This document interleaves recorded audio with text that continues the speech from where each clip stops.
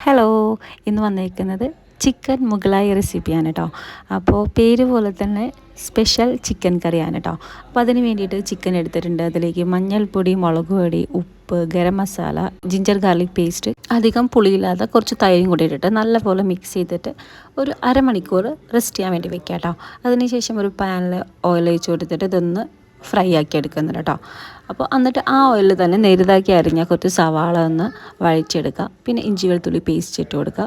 പച്ചമണം മാറിയതിന് ശേഷം മഞ്ഞൾപ്പൊടി, മുളക് പൊടി, മല്ലിപ്പൊടി, ഗരം മസാല, കുരുമുളക് പൊടി, പെരിഞ്ചീരകം ഇത്രയും ഇട്ട് കൊടുക്കുക. എന്നിട്ട് ഒന്ന് പച്ചമണം മാറിയതിന് ശേഷം തക്കാളി പേസ്റ്റ് ആക്കിയിട്ട് ജസ്റ്റ് ഒന്ന് മിക്സിയിൽ അടിച്ചെടുത്താണ്. അതും കൂടി ഇടാം, ഉപ്പിട്ടിട്ട് ഒന്ന് വഴറ്റിയെടുക്കുക.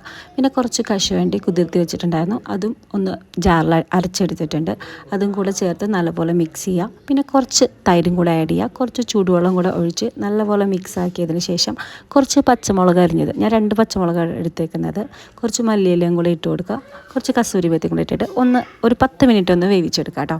അപ്പോഴത്തേക്കും നമ്മളുടെ ടേസ്റ്റി ആയിട്ടുള്ള മുഗലായി ചിക്കൻ കറി റെഡി ആയിട്ടുണ്ട്. ചപ്പാത്തിയുടെ കൂടെ, ഗീ റൈസിൻ്റെ കൂടെ, പിന്നെ നെയ്ച്ചോറിൻ്റെ കൂടെയൊക്കെ നല്ലൊരു കോമ്പിനേഷനാണ് കേട്ടോ. അപ്പം മസ്റ്റായിട്ടും ട്രൈ ചെയ്ത് നോക്കുക.